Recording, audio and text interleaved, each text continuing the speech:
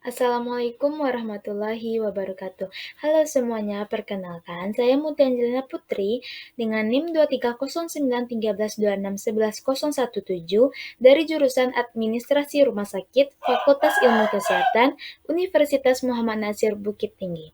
Pada kesempatan kali ini, dengan video saya akan menjelaskan mengenai 3 pembahasan materi biostatistika dan statistik kesehatan dengan dosen pengampu, Ibu Elsa Lufia Harmen, SKM MK. Selamat menyaksikan.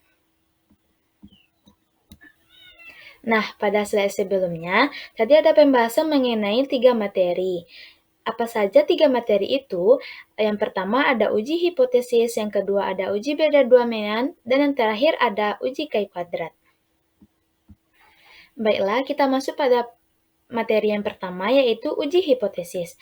Apa itu uji hipotesis? Uji hipotesis adalah proses pengujian pernyataan sementara atau hipotesis mengenai suatu populasi berdasarkan data sampel.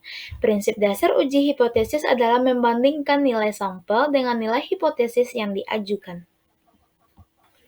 Selanjutnya ada jenis-jenis hipotesis. Yang pertama, hipotesis nol atau H0 artinya tidak ada perbedaan atau hubungan antara variabel yang diuji.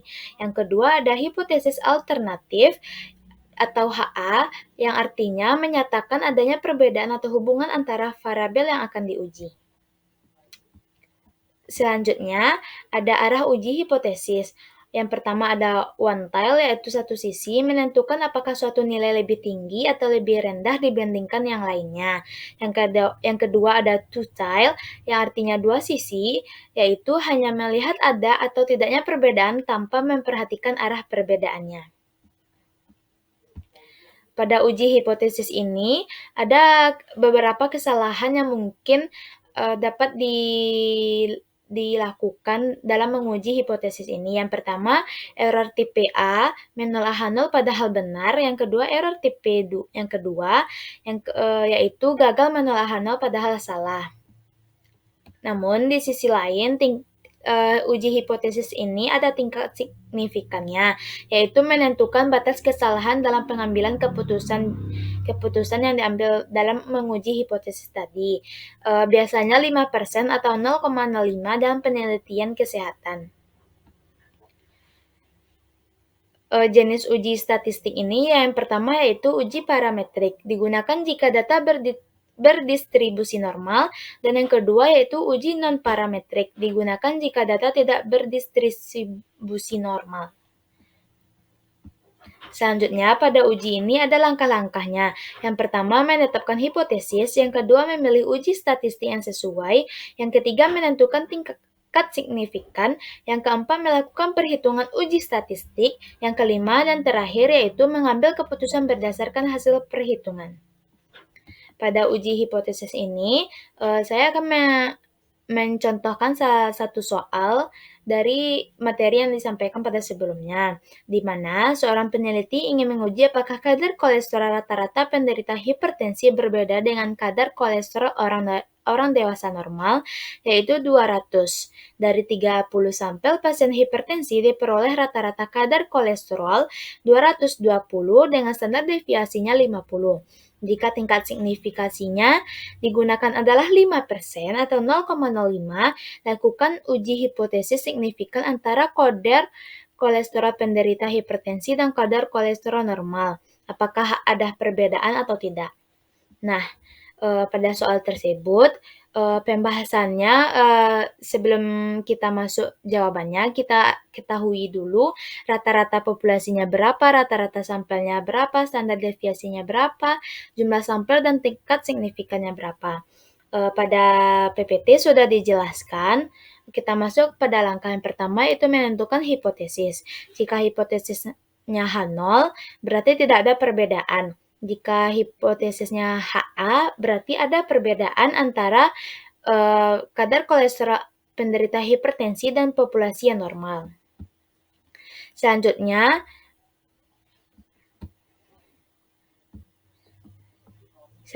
kita tentukan nilai kritis dan kita masukkan pada rumus yang telah tertera pada PPT yang saya berikan. Namun, yang menentukan nilai kritisnya itu kita karena ini adalah soalnya uji dua sisi dengan tingkat signifikannya 5% atau 0,05, maka eh, kita kita arahkan kepada DF, yaitu N kurang 1 sama dengan jumlah populasi dengan dikurang 1, 30 dikurang 1 sama dengan 29. Dari tabel distribusi T kritif untuk DF29 dan tingkat signifikannya 2, 0,025 adalah kurang lebih 2,045. Selanjutnya, kita tentukan keputusan uji hipotesisnya. Karena 2,19 besar dari 2,045, maka H0 ditolak dengan kesimpulan terdapat perbedaan signifikan antara kadar kolesterol penderita hipertensi dengan kadar kolesterol orang dewasa normal. Dengan kata lain, kadar kolesterol penderita hipertensi berbeda secara statistik dari kadar kolesterol orang normal. Nah, selanjutnya kita masuk kepada materi yang kedua, yaitu uji beda dua mean. Apa sih uji beda dua mean itu? Uji beda dua mean digunakan untuk mengetahui apakah terdapat perbedaan yang signifikan antara rata-rata dua kelompok data. Nah, uji beda dua mean ini juga terdapat jenisnya. Yang pertama, jika varian kedua kelompok sama, gunakan uji T varian sama. Namun, jika varian berbeda, gunakan uji T varian yang berbeda. Uji beda dua mean ini digunakan untuk membandingkan dua kelompok data yang tidak saling berhubungan. Dengan syarat data harus berdistribusi normal, kedua kelompok harus independen, variabel yang diuji berbentuk numerik atau angka.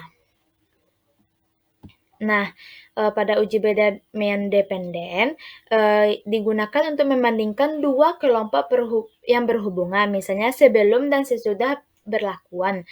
Dengan syarat, data harus berdistribusi normal, data berasal dari individu yang sama atau pasangan yang berhubungan.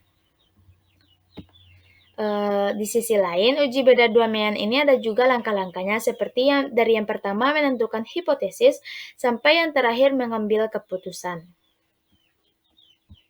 Kita masuk ke contoh soal. Dua jenis metode diet diberikan kepada dua kelompok orang gemuk selama 3 bulan. Kelompok pertama, diet A berisi 12 orang dengan penurunan berat badan rata-rata 7,5 kg dan standar deviasi 2,1 kg. Kelompok kedua, diet B, berisi 10 orang dengan penurunan berat badan rata-rata 5,8 kg dan standar deviasi 1,9 kg. Dengan tingkat signifikan 5%, uji apakah ada perbedaan signifikan antara kedua metode diet dalam menurunkan berat badan. Nah, kita masuk kepada pembahasan soalnya. Sebelum kita masuk pada jawaban intinya, kita ketahui dulu kelompok diet A itu N-nya berapa, rata-ratanya berapa, standar deviasinya berapa, sama dengan kelompok B. Jadi tingkat signifikannya itu 0,05. Seperti yang ada pada PPT, teman-teman bisa lihat. Selanjutnya langkahnya itu menentukan hipotesis yang H0 tadi tidak ada perbedaan dan HA tadi ada perbedaan. Namun di sini kita akan menggunakan uji dua sisi atau two-child test. Selanjutnya kita menggunakan uji F, di mana rumusnya telah tertera, teman-teman bisa dilihat langsung. Dan selanjutnya kita hitung statistik uji T, kita masukkan rumus juga. Setelah kita masukkan rumus, kita masukin angka-angka dari rumus tersebut. Nah, seperti ini ya teman-teman, nilai T hitungnya. Jadi dapat akhirnya 1,98. Terus selanjutnya menentukan nilai kritisnya. Kita ketahui seperti yang sebelumnya DF N kurang 1. Lalu kita ambil keputusan uji hipotesisnya, apakah ditolak ataupun diterima H0-nya. Nah, di sini kesimpulannya, dengan tingkat signifikan 5%, tidak terdapat perbedaan signifikan antara metode diet A dengan diet B dalam menurunkan berat badan. Artinya, secara statistik, kedua metode diet memiliki efektivitas yang tidak berbeda secara signifikan dalam membantu menurunkan berat badan. sampai nih kita pada materi terakhir yaitu uji KI kuadrat. Apa sih uji KI kuadrat itu? Uji KI kuadrat atau X kuadrat adalah metode statistik yang digunakan untuk menguji hubungan antara dua variabel kategorik. Uji ini digunakan untuk mengevaluasi apakah ada perbedaan signifikan antara frekuensi yang diharapkan dan frekuensi yang diamati dalam suatu atau lebih kategori. Nah, namun penggunaan uji KI kuadrat ini ada syaratnya nih. Dari yang sampel harus dipilih secara acak sampai ukuran sampel sebaiknya lebih dari 50 untuk mendapatkan hasil yang lebih akurat. Teman-teman bisa lihat di PPT secara keseluruhannya. Kita masuk kepada rumus uji KI kuadrat. Dengan langkah-langkahnya, menetapkan hipotesis H0 tidak ada hubungan ataupun HA ada hubungan antara keduanya, dan menentukan derajat kebebasan di mana derajat kebebasan atau DF ini jumlah baris kurang 1 dikali jumlah kolom kurang 1. Setelah itu, kita menghitung frekuensi harapan menggunakan rumus E total baris dikurang total kolom per grand total. Selanjutnya, menghitung nilai X dalam kurung O kurang X dalam tutup kurung kuadrat per X. Habis itu menentukan nilai X kritis dari tabel chi-square bandingkan dengan nilai tabel X kuadrat untuk tingkat signifikan tertentu. Biasanya kan dalam penelitian kesehatan itu menggunakan 5%, jadi 0,05. Yang terakhir membuat keputusan, di mana jika X hitung lebih besar dari X tabel, maka tolak H0, artinya ada hubungan antara variabel. Namun jika X hitung lebih kecil dari X tabel, maka gagal menolak H0, artinya tidak ada hubungan antara variabel.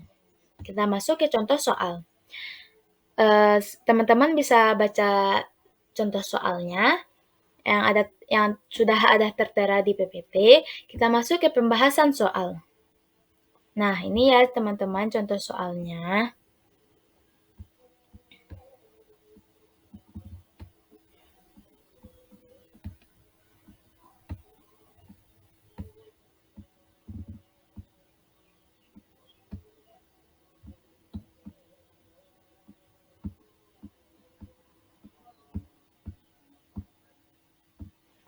Nah, ini ya teman-teman, kita masuk ke contoh soalnya. Pembahasannya seperti ini ya teman-teman. Kita tentukan hipotesisnya dulu. Kita tentukan derajat kebebasannya. Tadi jumlah kolom kurang 1 jumlah baris dikurang 1 dikali jumlah kolom kurang 1. Jadi 2 kurang 1 dikali 2 kurang 1 sama dengan 1. Habis itu kita menghitung frekuensi harapan E-nya seperti yang di tabel, total baris dikali total kolom per grand total. Setelah itu, kita hitung nilai X kuadratnya, di mana seperti rumusnya telah saya sebutkan sebelumnya, kita masukin angka-angkanya semuanya. Yang setelahnya menentukan nilai X kritis, dan membuat keputusan apakah H0 itu ditolak ataupun diterima. Dengan kesimpulan, nilai X hitung lebih besar dari nilai X tabel, maka menolak hipotesis 0. Kesimpulannya, terdapat hubungan yang signifikan antara kebiasaan olahraga dan kejadian hipertensi. Artinya, kebiasaan olahraga berpengaruh terhadap kemungkinan seseorang mengalami hipertensi. Oke, sekian ya teman-teman penjelasan materinya. Jika ada pertanyaan atau komentar atau ada yang menanyakan, silahkan di kolom komentar ya. Terima kasih. Assalamualaikum warahmatullahi wabarakatuh.